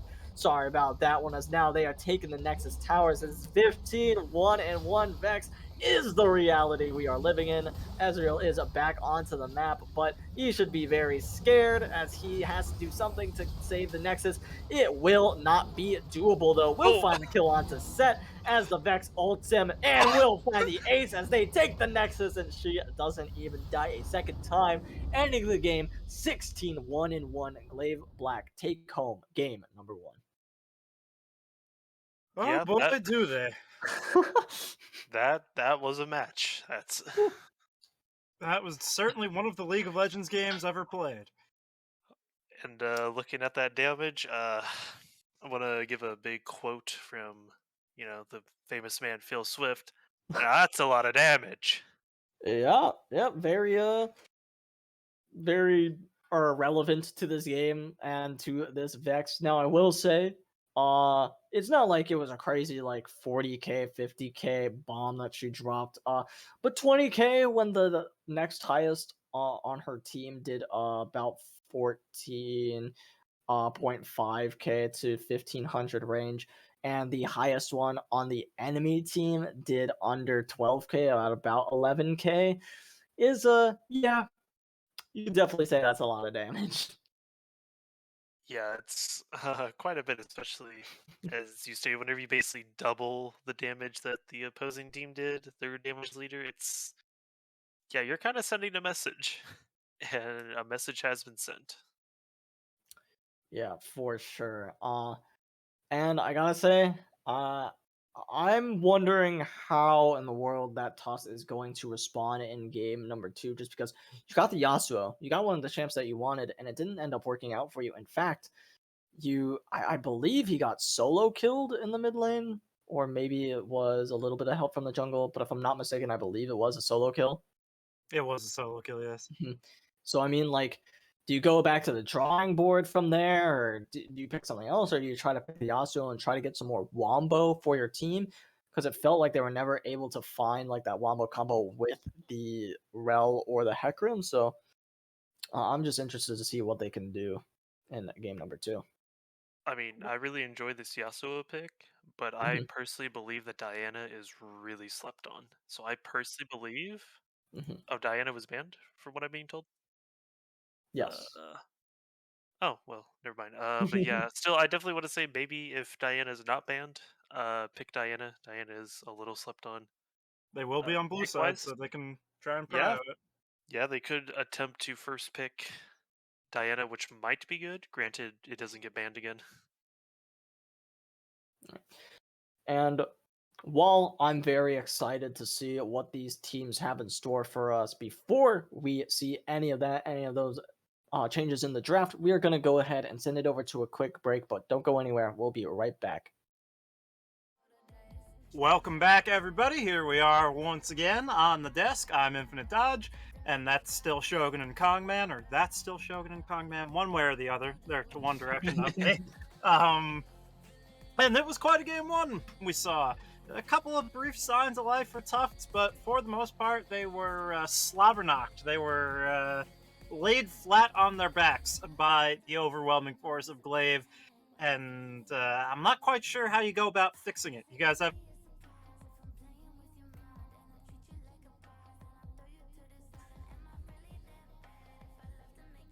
any thoughts as we approach the draft? I don't know how you would fix this specifically. Just because a lot of these were, I feel like maybe give your top laner a better matchup. If anything, that would be solid. Yeah, Uh, I mean, game number two. Credits to the bot lane as far as Tufts goes, but their solo lanes definitely missed the mark in terms of being able to execute on winning their matchups. And you even got power picks that you were looking for, like the Yasuo over for Barfer Supreme. So definitely going to be a little bit challenging to fix purely from a draft angle. But Kongman, I do believe they will be on blue side. So are there any ways we can sort of generate with our big brain power to think of leveraging that blue side that maybe they can use to secure themselves some better matchups? So I know for the side of Tufts, I'm 90% sure I'm gonna butcher the ADC's name. Myemyosin. 100% sure I butchered that. Nemo sign. Oh, okay, I'm being told that Thank You Very Much is the ADC player. It's actually been swapped. I don't know. It's gonna be interesting mainly to see what Thank You Very Much is gonna be picking. As we do know, we were begging for a Jinx to be picked last time, and unfortunately, it wasn't banned or How did picked. neither side pick up Jinx? Yeah, 'cause in fact, she's no. like what, S plus tier right now. She's just the best character in the game, especially because Glaive Black obviously looked to be the higher skilled team, but you can even criticize them for not. Their draft, the linchpin of it was on the Vex getting monstrously fed, which she did, but that was really the only reliable late game damage they had, and it was all burst. Jhin, utility, Galio, decent base damage, but utility and CC. Same with the J4 and the Set as the game gets later and later, although Set can bully early and win matchups, as we saw. I would have loved to see them pick up the Jinx as their insurance that says, okay, even if Vex doesn't get ahead with all this setup, we'll just have Jinx hypercarry us. So there was definitely a world, I think, where Glaive could have won that, or lost that game, rather, off draft that was not seized upon by the side of Tufts. For me, it's gotta be like something with Kiba specifically, where he doesn't feel comfortable playing the champion. Mhm. For whatever reason. I don't know what that might be, or maybe he doesn't think it's that good, or maybe they think they need a specific type of support that the support can't play. Like maybe they don't trust the support to play a Lulu for some reason, or something along the lines of that. That would be the only world where I think that you don't pick Jinx. But I don't know. I feel like that's a lot of weird situations that would have to all ring true. So I mean, maybe someone picks it this game. could be. I mean, we do know that Kiba is a really big Caitlyn enthusiast, which is probably why Tufts banned Caitlyn first. I know we kind of questioned a little bit, but if you're just going to take away someone's favorite character, it's really good. Just take away that comfort pick. Unfortunately, looking at Kiba's like stats and everything, I'm not really seeing a lot of Jinx. Yeah, definitely opts more towards the Kai'Sa and the Ezreal, been his most played over the past 2 seasons. Kai'Sa not in a great spot right now. Don't see her a lot in the competitive meta. Does like the Caitlyn and the Jhin, though, which are serviceable enough in this meta. But we'll have to see what ADC it's going to wind up being, because I do believe we are ready to throw it on over into draft. And I will once again take my leave of you all and sit with my eyes glued to the stream and see if maybe Tufts can make a little bit better of an attempt at winning this game number 2 here. One more point I wanted to touch on before we throw it over, though, is that if Barford gets his Yasuo again, please, I never want to see you rushing and Finn the Edge against a triple frontline comp ever again. That was making me what's the word? Mauled. Malding. I like saw Mad. my hairline receding in real time. It's like the opposite of Sag. I like Madge. I think that one's good. I think that's a good one. Madge. I'm often quite mad, but I do believe we are ready to go here. Oh my god, now it's Kongman who's turning into this. No, look, it's not me for once. What has happened to my camera? He's turning into a biblical angel. As we get to Praise to me. Oh my god. Yeah. What is going on? Alrighty. Okay, there's draft. As we get into draft here in just a few short moments, believe that'll be, there we go. As Gwen once again banned, Caitlyn once again disbanded. So nothing too out of the ordinary here. Do have Tufts on the blue side this game, Glaive on the red side, so everything is swapped for now. Nocturne also going to be taken off the table. That was not something that was banned last game, not even something we saw last game at all, so had no presence, still going to be banned away, which is interesting. Gotta imagine that means they have a pick in mind that is heavily countered by the Nocturne. I would imagine that would, ring some bells in Glaive's head going, hey, maybe we get rid of Twisted Fate, because they might be picking that as Tufts instead. Get rid of the Vex. Corki's also up, though. Will Glaive be forced to ban Corki, or will they leave it up? Oh no. Did I fix it? Am I back? Oh no. I do hear you. Okay, so voice is good. The video I think we're waiting for now. Okay. Hopefully I am not a biblical angel anymore. Thank you for reporting about all of these picks and bans and everything. Well, just bans. There is the Diana ban, which is unfortunate for the mid laner. Laughing at chat, someone saying that I have evolved into the draft. Yep, I was all of those characters at the same time.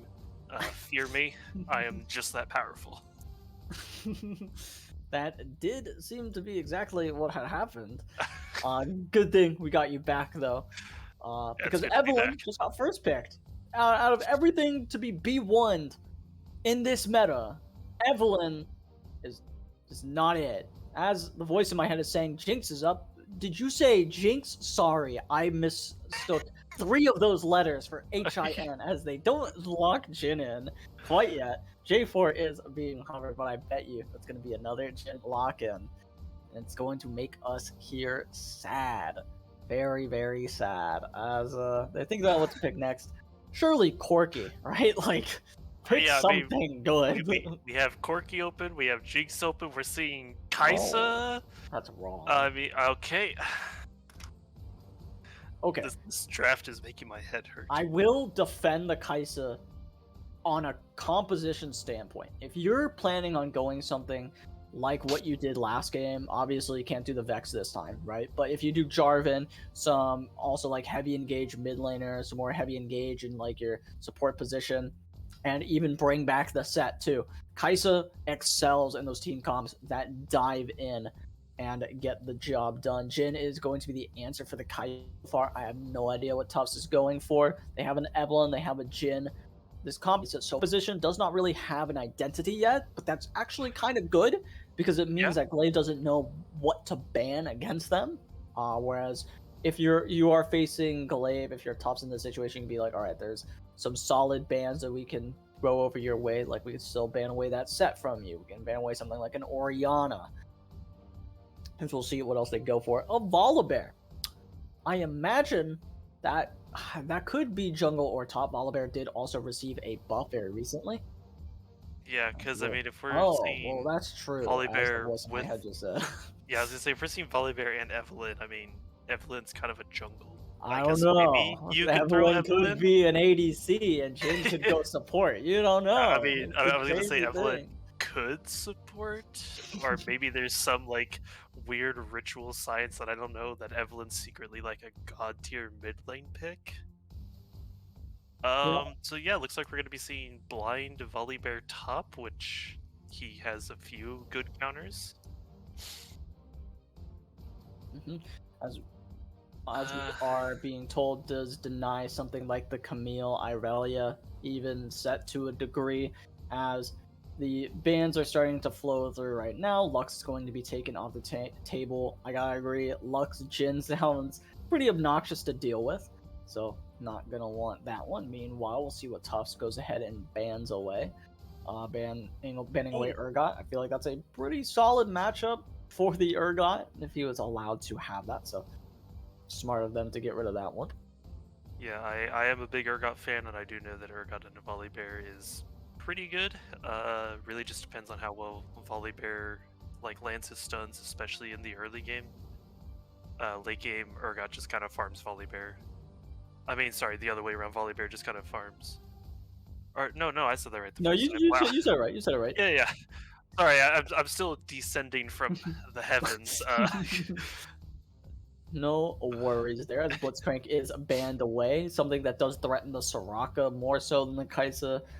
Yeah, if the hook does land on the Kai'Sa, it's not fun for her, but Soraka is pretty SOL if she is hit with a hook from the Blitzcrank. So we will see what Tufts ends up going with for their last ban against Glaive, as it will be the Rise. So another why would you ban Rise? Oh, no. There he is. Oh wait, no. No. Yeah, there it is. We go. A good pick. Good. Yeah, meta. Woo! As Jake's meta. on the table, there's two ADCs gone, so it doesn't matter. Woo, Corki. How do you not ban Corki there? How is that allowed to happen? That is a second rotation Corki pick. That's nuts. Or second ban phase, right after the second ban phase. So I have a question, my dear caster friend. Go for it. Am I allowed to change my pick? Oh, no. Who's gonna win? Not at all. Because see, what? Oh, okay. Tufts, what are you doing? If there's anything that you're going to answer to a Corki is a scaling champion. He is not great early. Lucian is solid into the Corki early. As soon as you get out of lane, as soon as you get to this mid to late game, Corki will annihilate you. Yes, you have your E to get away from the rockets, but if he manages to bait out your E and hits you with that big rocket, you will be half health. It is so disgusting the amount of damage that Corki does, and he doesn't even have to go for you, right? He has this immobile ADC to go after. He could go after Jhin, he could go after the Rakan, poke the Rakan out before he's able to get this engage off. But I will say that Volibear Rakan as a duo engaging on this team that we're seeing from Glaive is also terrifying. Never mind, Mundo's here to make everything okay again. Yeah, so definitely looking at the matchups here, I really want to say Tufts because I predicted them 2-1, but I really think Glaive is just gonna run away once again in a very timely fashion. It's a question, right? If Glaive is able to do exactly what they did last game, if mid lane gets ahead again and is able to snowball that lead, I think this is an even scarier champion to snowball a lead. I think it will be harder, that being said, for Corki to get that lead to begin with. For Vex, it was easy because, well, Vex had a pretty solid winning matchup against the Yasuo. But Corki into Lucian is at least harder for Corki to win. But if he does win, or if he gets help and gets ahead of Lucian, at that point the game's pretty over for the side of Tufts. Yeah, definitely looking at like the Evelyn Jarvan matchup, just my little jungle pool knowledge here. Really just a matter of, can Jarvan track where Evelyn is, or is Evelyn just going to get that big surprise on Jarvan and just shut him down completely? And then looking at this bot lane matchup, since you're kind of the bot lane master here, how do you feel about this Jhin Rakan versus Kai'Sa Soraka?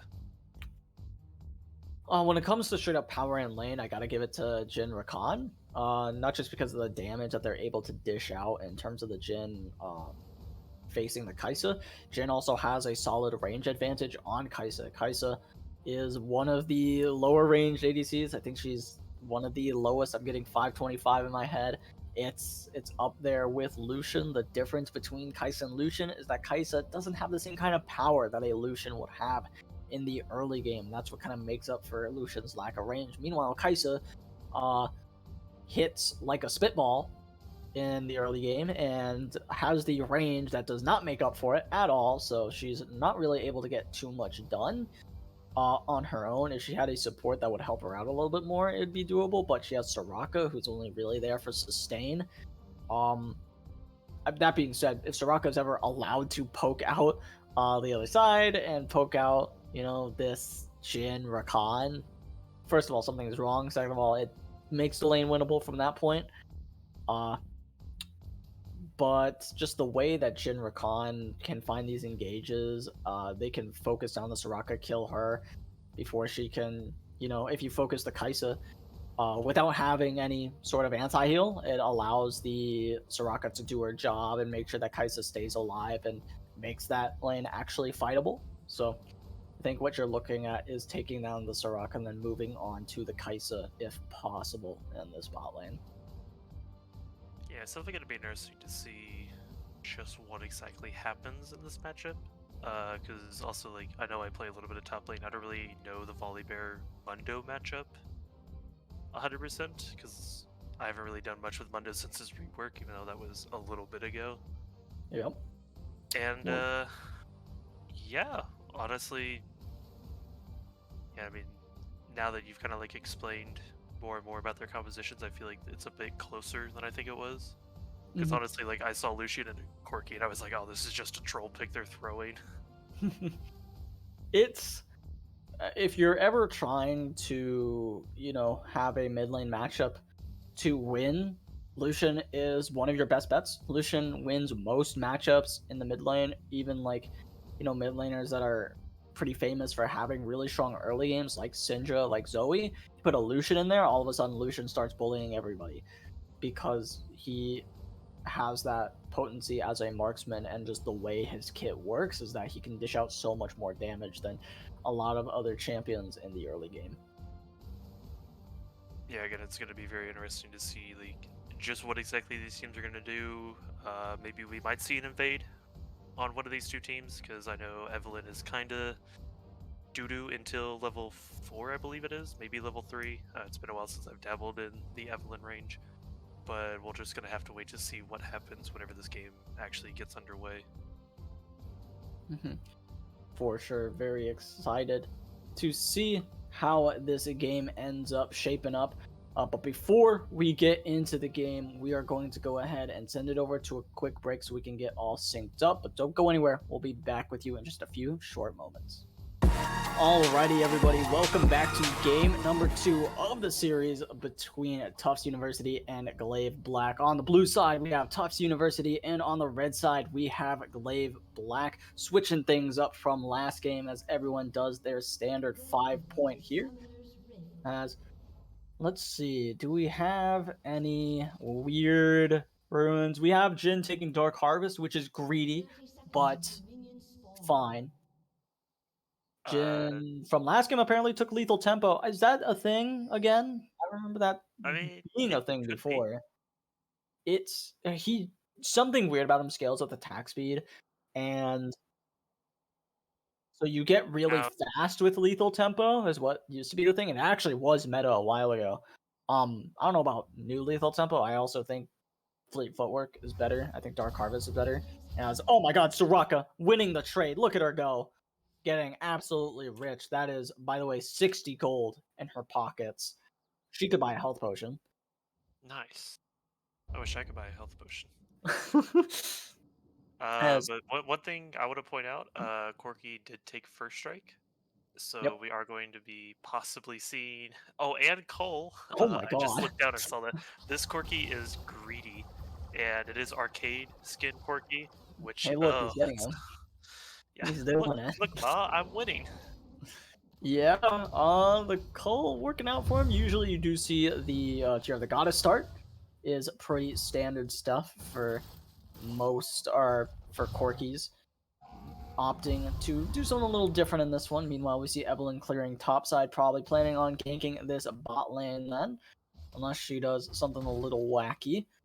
Or maybe just trying to full clear with the blue buff, of course. Something that I feel like I should let everyone know, because I just learned this recently, is the amount of mana regen junglers get in the jungle is absolutely atrocious. At like Yep. level 1, with the jungle item, you get 8 mana per second while in the jungle. Yes, sir. Which is absolutely nuts, and that goes up to 18. So you combine that with blue buff, and it's pretty disgusting. Meanwhile, Volibear having a bit of a rough time in the top lane. To kind of expand on your blue buff thing, that's one reason why one of my favorite junglers right now, because until they nerf blue buff, obviously, is Karthus jungle. Because you just start Lucian blue. in a bit of a bad spot. It fails to flash, was trying to get over the wall, and ends up going down. That's first blood for Corky. It's a disaster. Yeah, so thinking back to the draft, how I was a bit concerned, but it looks like a fight is still going on. Going to be seeing Demon. He's Demon not is done. done. He thought he I'm can't get away. sorry. Road Masquerade actually getting the kill there, so Evelyn kind of in a nice little bit of a lead. That was an interesting thought process for Jarvan. He probably just thought, okay, I win this because, oh my god, speaking of I win this, Volibear says that too and just absolutely melts that Mundo, who completely disrespected the amount of damage that was going to come down on top of him with that E from Volibear. I don't know exactly how much damage that did, but it was pretty nuts. Might have also combined it with his W from the side of the Volibear as well, but as we do see Lucian already having to waste his teleport to get back to the lane, because unfortunately Corky with first strike and Cole can just kind of out farm this poor little Lucian, as we do see he is currently up 8 CS and 1 kill. So yeah, Midlane's kind of in a weird position at the moment, as we do see Corky going for a nice safe back, probably to spend all of that gold he's been farming. Oh yeah, we'll see exactly what he gets. Those already got that tier going, gets the 2 long swords, gonna go into Manamune after this, then probably build his Ludens right after.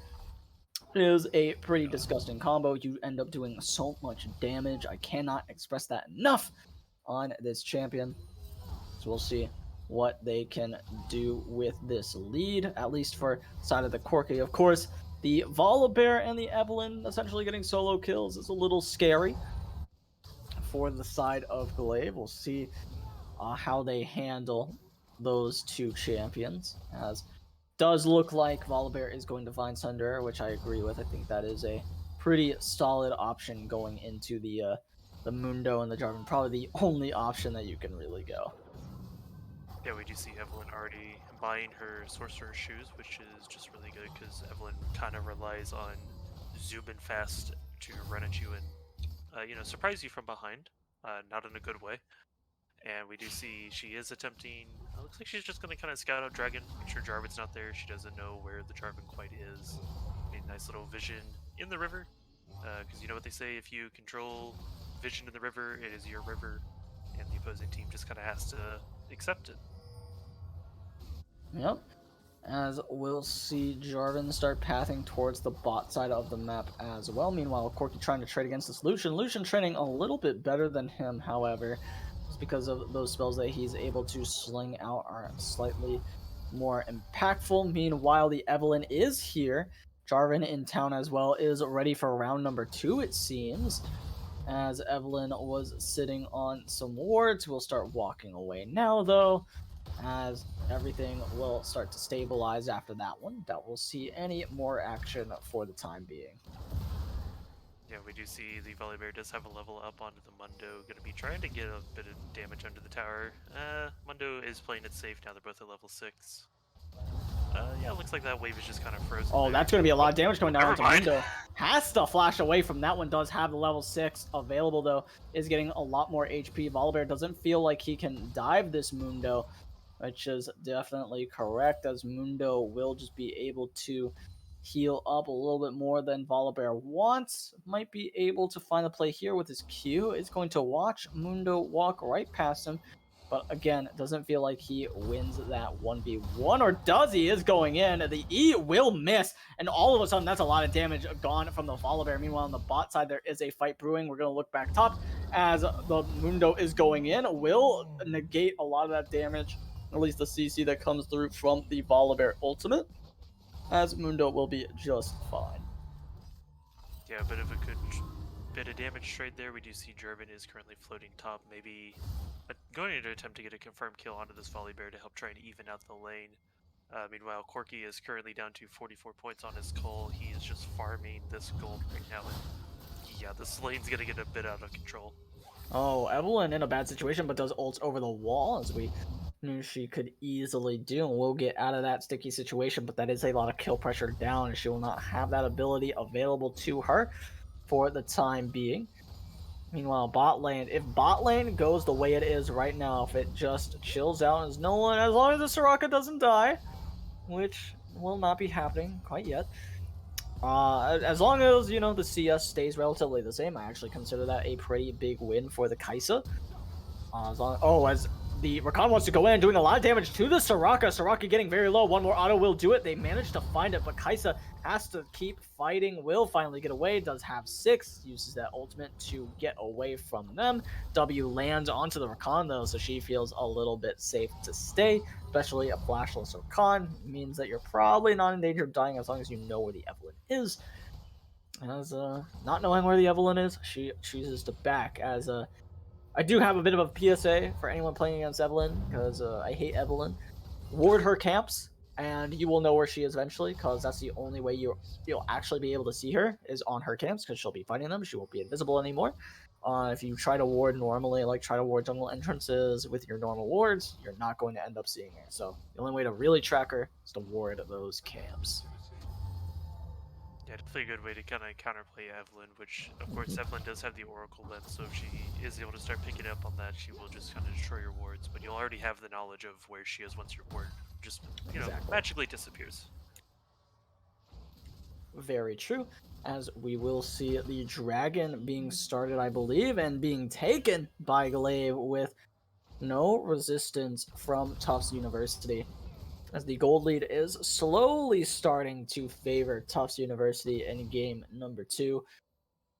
And we'll see if they're able to do anything more with that. Evelyn has made it to this bush safe and sound. Jarvan is here as well. They don't seem to know that, but they do go in with the Rakan ultimate. They're doing so much damage to this bot lane, but this Soraka is keeping them alive for so long. The ultimate will work for this Evelyn, as now the Jarvan is going in trying to find the play. Will not be able to find it, though, as it is a 1-for-1 trade. The supports both dying. Both junglers, I believe, are the ones who collect those kills. Yeah, it's always nice seeing those nice little one-to-one trades, because not quite a whole lot happens, because as we look, despite being up 2 kills, there's currently a fight going on while I'm trying to explain what's just happened here. Yeah, he'll be just... Oh, maybe he won't be down. just fine if he gets W'd again, as now Volibear ulting under the tower. One more W will find the kill. Is he able to do it? There it is, the flash, and he collects himself a kill. Volibear thriving in this matchup, as Corki is here with the package, trying to collect himself a kill. That's a shutdown for the mid laner, and Corki is huge right now. Yeah, Corki with 9 points left on his call. He does currently have 97 CS, so he is doing something really well above this Lucian. He does also already have a 200 gold bounty, as it just Soraka. updates as I'm talking about it. Okay. Soraka did get chunked out a little bit, but won't be too bad for her, because Kai'Sa was right behind her. Yeah, and as we definitely see, the teams are just kind of spraying each other up at this point, doing a little bit of poke damage here, a little bit of poke damage there. We do have Dragon up in about 320, so it is going to be interesting. It is, for whatever reason, mine is bugged. It doesn't tell me what Dragon is up next. We do see. Oh, that coal is ready to be sold, by the way. I Oh, imagine no, selling your coal. Just keep it. It gives you lifesteal. Yo, true. Very, very accurate. As now we're going to see the Volibear trying to go for this trade, as we have seen before, is winning these trades pretty heavily up in the top side of the map. As now these minions are being cleared out, but Jin just goes ahead and pushes it back, returns it to a neutral state for now, as Lucian is not able to dominate this lane the way that he probably wants to, but guess who is? The bot lane finds another solo kill, or not solo kill, sorry, they use the help of the jungler, but meanwhile on the top side, Volibear is in some trouble, does not have the ultimate available, Flag and Drag will miss, but that does not matter because the Mundo is still able to get that one. Meanwhile, the mana available to this Lucian is non-existent, so he has to be pushed off this wave. Every lane is going decently as of right now for the side of Glaive, except for the bot lane. Kai'Sa not even allowed to take these wolves. Evelyn is a feast or famine champion, and she is feasting right now as Corki is trying to cut off these two. Fight is not over yet. Trying to do whatever he can. It's just not going to be enough. Yeah, Tuss is currently doing what they can to try and control this river because Drag is up in about a minute 40 seconds. And Mr. Shogun can, for whatever reason, mine is bugged. He doesn't know what Dragon's up next. Do you know what Dragon is up next? The calling is coming out. I will be with you in just one moment about that, but it looks like the Flag and Drag will get the Jarvan away as well. Anyway, about the Dragon. The Dragon will be up in about a minute 20 as of right now, as the Evelyn is going for the play onto the Jarvan. Jarvan is running for his life and will be able to get out of there easy peasy lemon squeezy with the Corki. Everyone's saying what dragon it is. It is also bugged for me, so thanks, Riot. What I will do instead is I will go ahead and pan over its Hex Tech because gotta leave you guys on direct camp. I am free to go ahead and inspect things a little bit more. So that's what dragon is coming up, is that Hex Tech Drake. As that'll be a fun one to play around with, but that does mean we're not getting a new Dragon Soul because Chemtech is no longer with us. Rest in whatever the opposite of the piece is, as we will see either the Infernal, Ocean, or Mountain Soul coming out after this. Gonna be interesting to see there, as Rakan has to kind of sprint away. It's trying to get vision control, will not be able to realistically do so. Hops over the wall and is out of. Oh, okay, Jarvan, you're gonna. All right, he gets the scuttle. It was a little scary. No one was around though to steal that away, so it's 100% fine. Yeah, I don't know if you noticed, but Glaive did happen to drop that Rift Herald off into the mid lane, so now unfortunately mid lane tower is not doing too great on health. Corki got a lot of plates out of that, and Lucian had to go and clean it up. And now as we see the Hextech Dragon is coming online, it is going to be interesting to see who's going to get this one. Rakan goes in, erases Soraka from the map, who was just too far out, but that's 5 members already in the bot side. Corki was on base. I believe he picked a package while that was happening, and that's why he based. That's the only reason you should ever leave before Dragon like that. So Soraka's like, well, I guess I'm not allowed to live, as now they're going in. The package is still available. He's going in. Corki trying to find the damage, as they're not able to do so. They find the Rakan, but that's about it. Meanwhile, Mundo is able to find that kill. The culling opens, or the curtain call, sorry, opens up and finds the kill onto the Kai'Sa. It's a 3v3 right now, but Evelyn is running for the hills, trying to get out of here, and the damage is coming through. Will it be enough? One more cleaver, as the flash over the wall will lead the Evelyn to safety. Dragon is still up, though. Yeah, Evelyn is doing really good, just kind of staying alive. Almost died there, but she is still currently 4-0-1 with a 400 gold bounty. Whereas we look at the other side, and it is Corki who is kind of the leader of their team with a 3-0-1 400 gold. This is just the power of Corki that we were talking about earlier. But honestly, this Evelyn pick is kind of surprising me. I didn't think she was as good as she is right now. The Evelyn pick, I also did not expect to do really well, but Jarvan, kind of walking a kill into her face was pretty heinous and a big part of why she's allowed to be this fed. Been snowballing this pretty heavily ever since then. Demon goes ahead and, with the help of his team, picks up that Dragon. They're second of the game, the second overall of the game as well, as that is only 2 away from the soul for the side of Glaive. So already playing towards that win condition, which is pretty solid. And if you're the side of Tufts University, it does become a little bit more difficult for you to, you know, play towards that Dragon Soul win condition, because by the time the 4th one for you would be up, it'd be a little scary, because I'm sure Kaisa would actually have a lot of her items by then. Yeah, one thing that Toast has to remember is even though they are currently up 9-6, they are still down 1,000 gold because they haven't been doing quite a good job getting the objectives, as well as GLV has been doing. So, you know, despite this is a bit of a weird pack that was canceled. I don't know if it was canceled. They were just kind of sitting there. I was a little confused for a second. Maybe they canceled it on purpose. Who knows? Even though, you know, I don't think that was the case, because that was actually a really good back to take, considering they would have been like halfway back into lane. They would have been essentially on the minion wave that you see now coming into the lane. Which is, and yeah, Kaisa's not sitting on a ton of gold, but she would have Zerker Greaves on base. I'm pretty sure all she would need is the 500 gold for that. She already has those boots and the dagger. I think she had enough for that, and that might have been what she wanted to go ahead and back for. As, hey, Raka, their free kill of the day is up as they go ahead and collect it. Easy peasy. As this Soraka is getting farmed down in the bot lane. Is there some secret Soraka tech that I don't know about where you just int, but your team is still winning in gold? It's called Corki is popping off, and it's called your team is not playing for bot lane.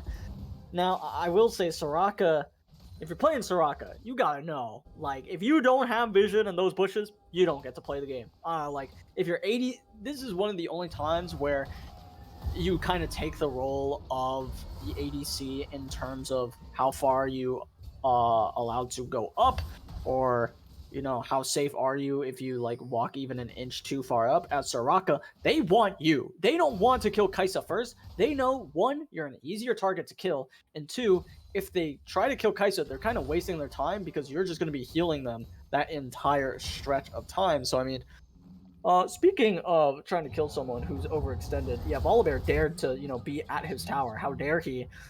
They are able to collect that one as they are going for this dive into the tower. A nice double knockup for the Rakan. They're trying to get even more. Soraka is being ticked down, and she will fall. They focus the right target there and manage to find a kill for themselves. As meanwhile, Kaisa's trying to get back under tower. Feels like she can still step up. They did use that Rakan ultimate, Rakan W, but they do have Evelynn ultimate available. And that should be pretty scary for the Kaisa to deal with. She does not have her own ultimate to play around with. But meanwhile, the Rift Herald's being taken. The entire top side of the map is now going fairly well for GLV. They just have to, you know, sack their bot side, which feels pretty bad. Yeah, I mean, you are sacking your bot side, which is a little unfortunate, but now you have another Rift Herald, maybe here momentarily. There he is, he picked it up. And probably just going to drop it down mid lane again, or top, because they're both already pretty well cracked open. And something interesting, actually, is that Soraka's ward score is fairly better than Rakan's. Rakan is actually starting to catch up now. It was in the 20s before that. Is now Evelynn trying to pick up a shutdown for herself. Will not be able to do so. Gets the flash out of the Corki, though, which is pretty important going forward. Having that summoner spell is a solid one for the side of Tuft. The question is, will they be able to do anything with that going forward? Evelynn being a little greedy, getting that Medjais, being 6-0-1. I mean, you gotta imagine if you ever give up that shutdown to the enemy team, the game's probably over to begin with. So yeah, might as well get a Medjais on top of that. Yeah, I definitely want to point out that GLV, despite being down 11-6, they're still as we are being informed of, I didn't quite catch that, but Kaisa stole the scuttle with her W. So just adding a little bit of insult to injury to the side of Tufts. I do like that. I think that's pretty solid. There's a Rift Herald in the river. Interesting placement. Normally you put that in the lane. Yeah, generally. As we do have the red side setting up, as Evelynn has been caught out. Will they be able to find her? Will they be able to chase her down? The curtain call is dropping, but that's a Corki package. That's going to be a huge shutdown going over to the Corki. That is catastrophic foot side of Tufts. as now Volibear is here trying to get something done. Will it be enough though, as now the culling is dropping onto the Soraka being taken so low into an inch of life, as now Corki getting back in here trying to get something done. Does have so much damage to play around with. This Jin has to run away, gets flashed on by the Mundo goes ahead and goes where he pleases, picks up that kill, will start marching on into the base as the Volibear will use that ult to try to get some damage down, but it's just not enough. Kaisa picks herself up a kill now, and things are spiraling out of control for Tufts University. Yes, the Evelyn was fed, but they just gave over a nasty amount of gold to this Corki, who is going to look to take over this game.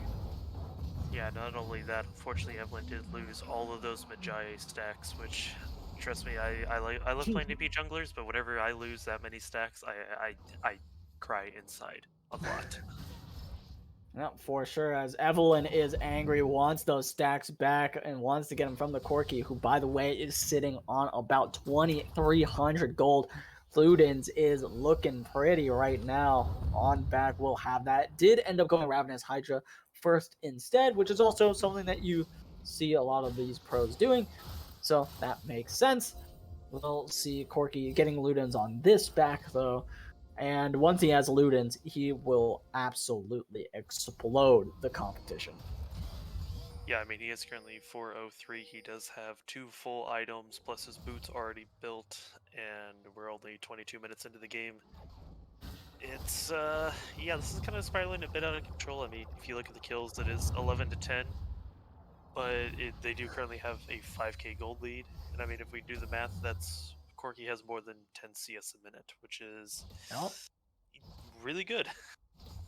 Yep, that's pretty solid in the hands of someone like Corki. He has 3 items, by the way, and these 3 items are terrifying. And you'll see why in few moments when he does get that, empowered ultimate rocket off and just does about half of someone's HP, at least a quarter of it.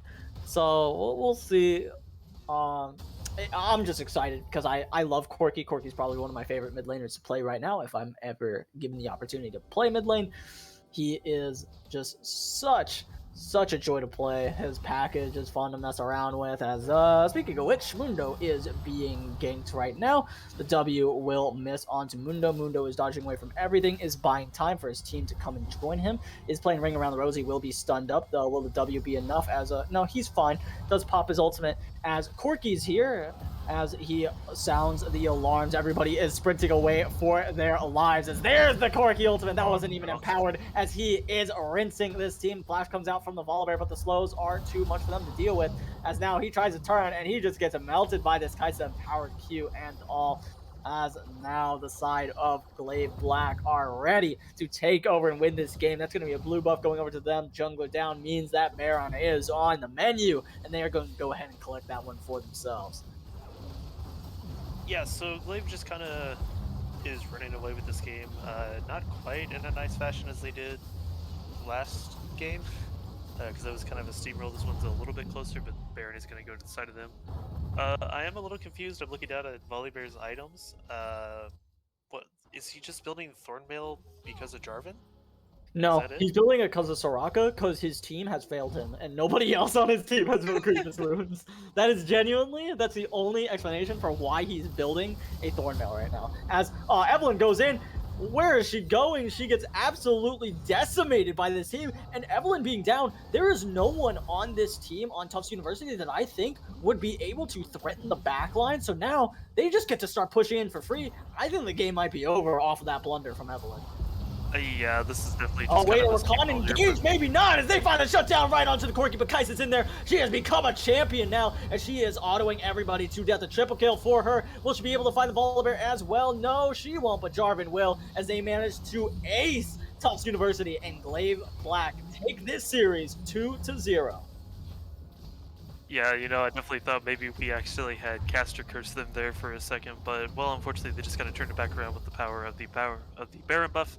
And there goes the Nexus, and unfortunately my pick of 2 to 1 for Tufts is a little incorrect. That makes me very sad. Just a tad. By 2 games.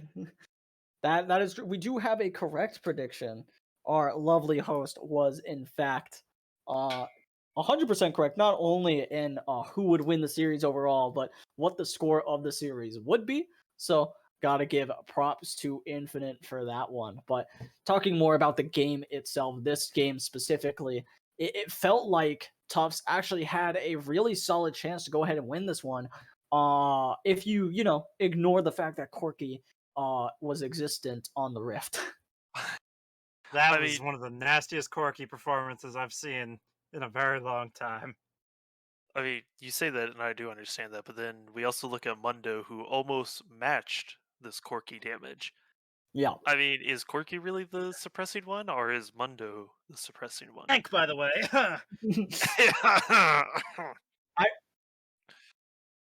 I will Oh, say, man. while we go ahead and get back on the analyst desk, Volibear had 15k damage. He did more damage than Kai'Sa, and that's just because these two tanks are just mashing their heads against each other the entire game. So I mean, like, it's not a whole thing about, oh, look how much damage they're doing. It's like the same thing when I'm playing like an ADC and like my Maokai top lane is like, look how much damage I did. And I'm like, yeah, bro, you're 1 in 10 and you were facing a Mundo all game. Of course you did Yeah. more damage than me. So I mean, there's that to look at as well. When you kind of look at the damage charts, these are two tanks that were butting heads. No, Oh boy. Game over. Some funny doings in chat right now, I guess. But yeah, that was a game. It's funny. It mirrors last week, Tufts' last series, where again they got 2-0'd, but they got stomped pretty hard in game 1 last week, and then they came back and it was pretty competitive, although a loss in game 2. And we see the same sort of story for them again. So if next week, if they can just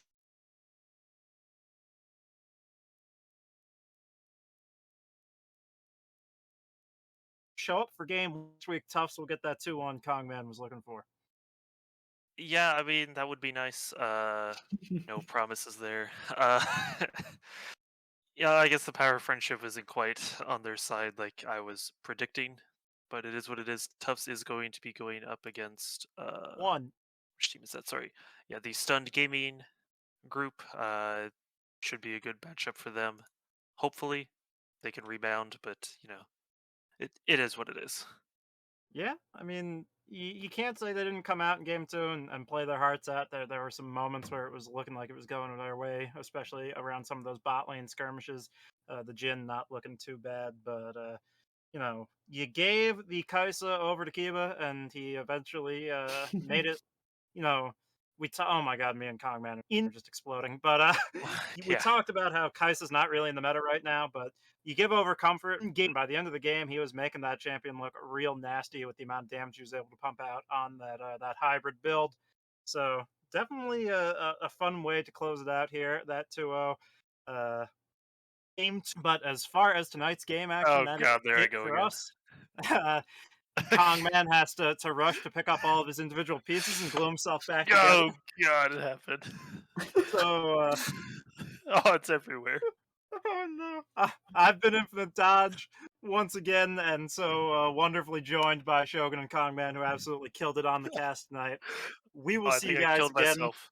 next Thursday for more VRS action. We hope you enjoyed it. It was, as far as 2-0s go, a pretty entertaining series, I'd like to think. But that's all for us here tonight. We will see you guys again real soon, and be easy out there.